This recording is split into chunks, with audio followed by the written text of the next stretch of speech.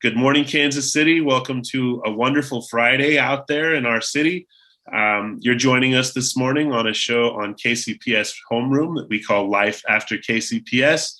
I'm the host and kind of idea behind having this show a little bit, Chris Odam. Today I'm joined by someone who did go to KCPS schools. In fact, kind of in the same school that I went to way back there in the 90s. We're joined by a fantastic person, and I think someone like myself who found literature and the arts and things to just be part of the experience in high school and kind of one of the things that might have led his path. But I'm going to let him tell you about that. Please welcome Christian Heaton to our wonderful show today. So, sir, you're telling me that you came out of this same school, this Lincoln Prep place that I'm wearing the hat from. These are nice hats. Thanks, Kevin Bear over there at Lincoln, for thinking up this idea. We didn't have such hats when we went there, right? No. Not any gear, really, I don't think, related to the school. So tell me about that, that 95 experience, what you remember, kind of leaving Lincoln, and then where your path has taken you since. Well, first of all, thank you for having me on, and I'm happy with everything you said, except for way back in the 90s. But yeah, it's Lincoln was an awesome experience. I remember it very fondly, growing up throughout the years there, and it really a lot of my experience there helped me going forward in my life up to this point. So there's a lot of people that I still stay in contact with, including, I was going to say professors, but teachers that I had back there, including my drama teacher, Mrs. James, who we still regularly at the holidays get a chance to see each other. But yeah, I can't imagine being where I'm at right now without having been at Lincoln. Like, it literally springboarded me to where I am today. So I now, I work in television. I'm a producer, but back in the day, I knew I wanted to be in entertainment. And like I said, I spent a lot of time in the drama program there, and was introduced to a lot. And my last year in 95, there were a couple movies that were shooting in Kansas City at the time. One was a movie called Kansas City that was directed by Robert Altman, who's no longer around, but he was a pretty prolific director of his time. And then there was HBO was doing another movie as well called Truman, based on Harry Truman's life. And so both of these were going on during my senior year at Lincoln. And I'd gotten wind that one of the movies, the Kansas City movie, was going to be holding auditions at Lincoln. Like, they were going through all the Kansas City public schools and looking for different actors, like young actors for it. And unfortunately, they were looking for a young Charlie Parker, and I'm not even an old Charlie Parker now. But I was just so fascinated by the process. And so I remember talking to Miss James at the time, and I wanted to be in that room. I wanted to see it. I wanted to be a part of that process, and she was like, sure, you can come in, you can be in the back of the room. And I think I was in the room for maybe 60 seconds before one of the producers on the film identified me as not being a Charlie Parker possibility and said, this kid's got to go. So it was sort of my first experience in the business of having a door closed on me. And I think it was a pretty valuable lesson, because one thing I took from that is, just because a door is closed on you at some point, it doesn't mean that it's a path you can't go down. So that was a huge learning experience. And from that, it led to many other opportunities as well. Like, one of the people that was in the room was the casting director from that film, who I later ended up, I saw articles about this person in the Kansas City Star, and so I found her number and I called her and I said, look, you're doing these movies. I totally want to be involved. And it was a little bit of my second door closing experience, because she said, look, I appreciate your enthusiasm, but we're so busy right now, call me back in 3 months. Mm-hmm. And so I didn't let it dishearten me. Maybe it did a little bit at the time, but I ended up, that led to an internship with that casting director, which then led to a paid position working as her assistant. And she's now a very dear friend of mine. And when I'm back in Kansas City, we always catch up. And then that experience led to something else as well. So it. I'm kind of in the same boat, where I reached back out to people that had impressed on me at Lincoln, and asked her kind of how she became a teacher. Miss Elaine Schlossman, did you have her for ELA also? And man, the kind of discussions. And I did not have Miss Schlossman's class, but I remember Miss Schlossman. So absolutely. Yeah. For me, similar experience that you're talking about, where kind of reached out, interviewed people, asked them, the things that you need to know in order to really get vested. And then that's so exciting. So you've been on that path, kind of pushing toward that goal ever since then. What have some of the things along the way been that have kind of propelled you toward the next part? Or did college fit its way in there some, or not? Yeah, it absolutely, it did.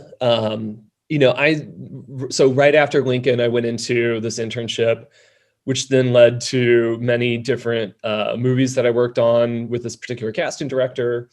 And then there was one summer where there was the TV show Cops, which is no longer around now, but at the time they were coming through Kansas City, and I worked on that production as well.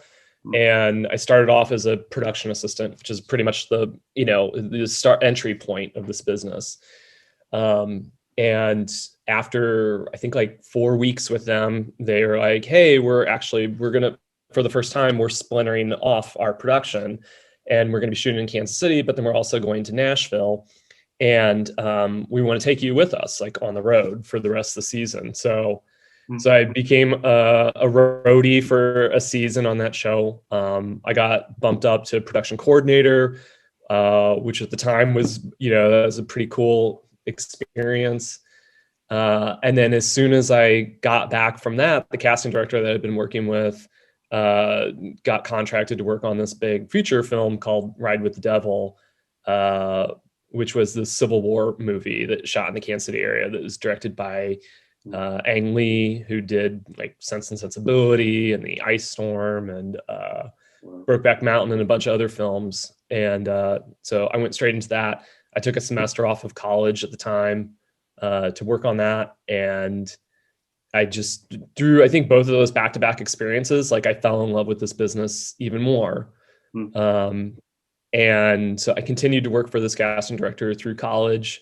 I continued to, get that experience while I was going to college, which I think, especially for the entertainment business, is huge, because it's so much about, it's going to sound trite, but it really is. It's so much about who you know in this business. I mean, you need to be able to do your job, but connections are so important in this. And so I had that experience through college. Like I said, worked on movies, commercials, print ads, a lot of different things on the casting side of things.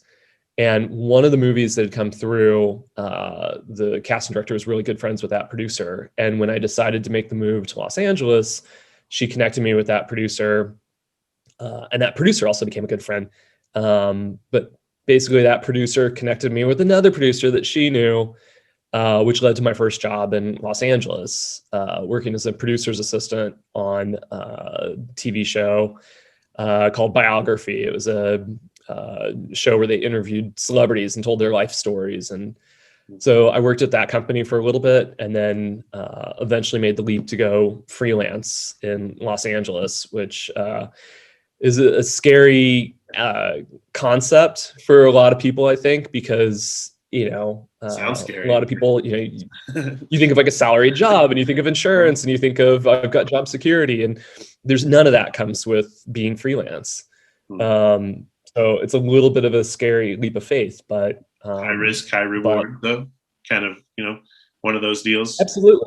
Yeah. Yeah, absolutely. And I haven't looked back since. So I'm very fortunate that I go from project to project, but I stay working constantly, and I've moved up throughout the time.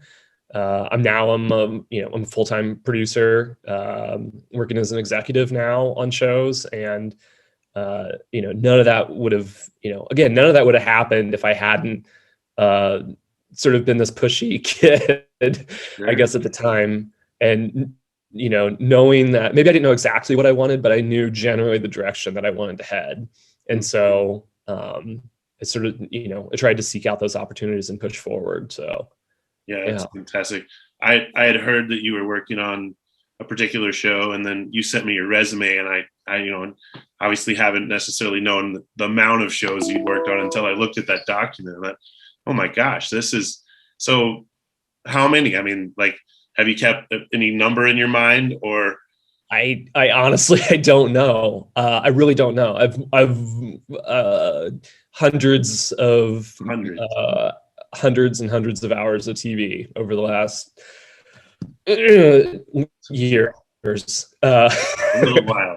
No, Right. I've worked in this business for last year was my 25th year working in it, counting my, starting back at the internship. So Wow. there's a lot of different shows, but Very cool. and different, different types of shows, sometimes cable, sometimes network, but sometimes known, sometimes unknown, but Some pretty yeah, I've big been name very shows, fortunate. like, right, some really big name shows. So that's exciting. I'm excited for you, and kind of I don't know, enthralled by what it must have taken, and how getting in these doors and watching and learning and listening pays off so much. So I know that's going to be part of what you're going to tell people, young people.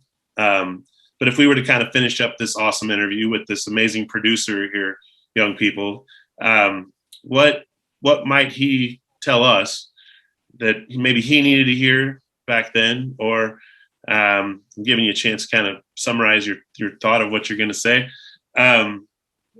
and what do you think somebody out there coming into their own decision about what to go do might really need to hear these days?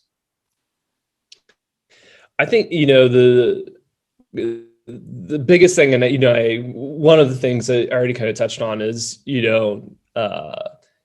don't take no for an answer, especially if it's something you really want to do, because just because you can't get through a certain way doesn't mean you can't get through another way. There's so many opportunities out there, and sometimes you have to create your opportunity to a degree, in terms of pushing forward. And I think also, like, a big thing is just patience in it. One of the shows I worked on for a long while, I did 8 seasons of The Amazing Race, Ooh, I love that show. and traveling around the world about patience, because you go into places where you're working sometimes in third world countries where they've never seen it. Some people have never seen a TV show, even, like, they don't have TVs or whatever, and so you try to explain the TV process, and on a show like that, that's literally like a speeding train. There is no stopping it.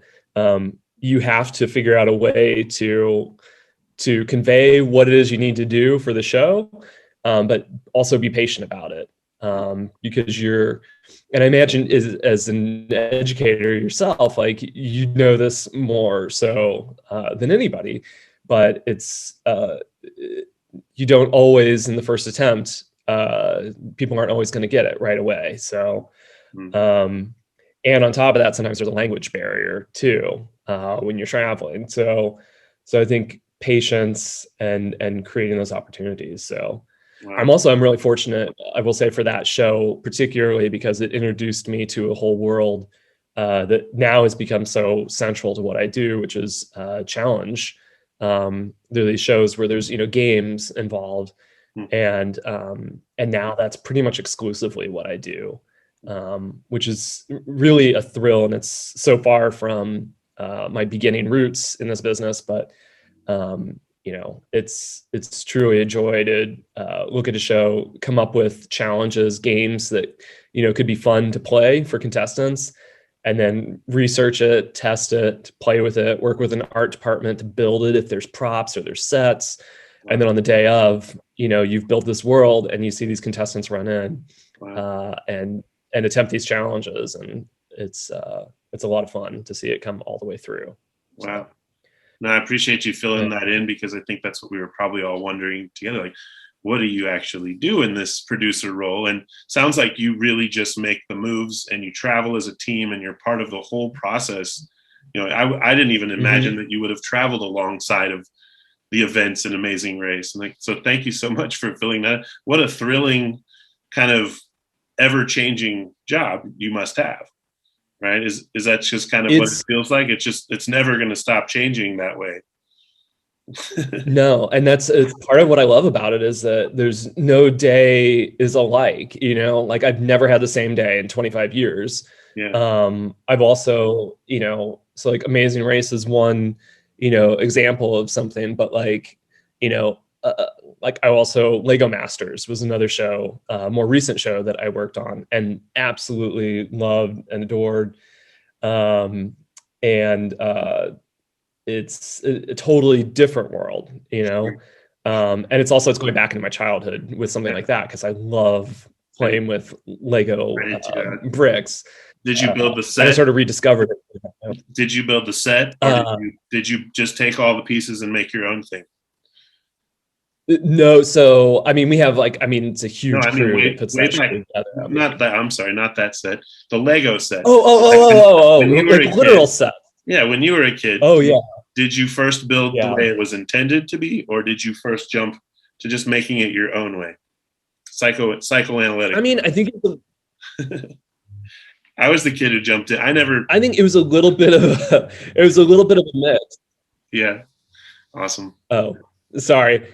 It was a little bit of a mix. I think I maybe was able to convince my parents to buy me 2 sets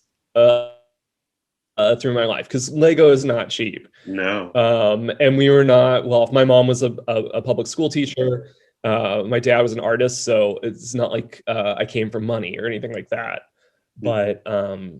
But yeah, it was fun to make the sets. But then I had a friend who his parents had bought him a bunch of Lego, and so we would play down in his basement with that. And it's a pretty amazing toy. They really are. They're truly boundless, and I think that. But it's interesting. Like there's times where.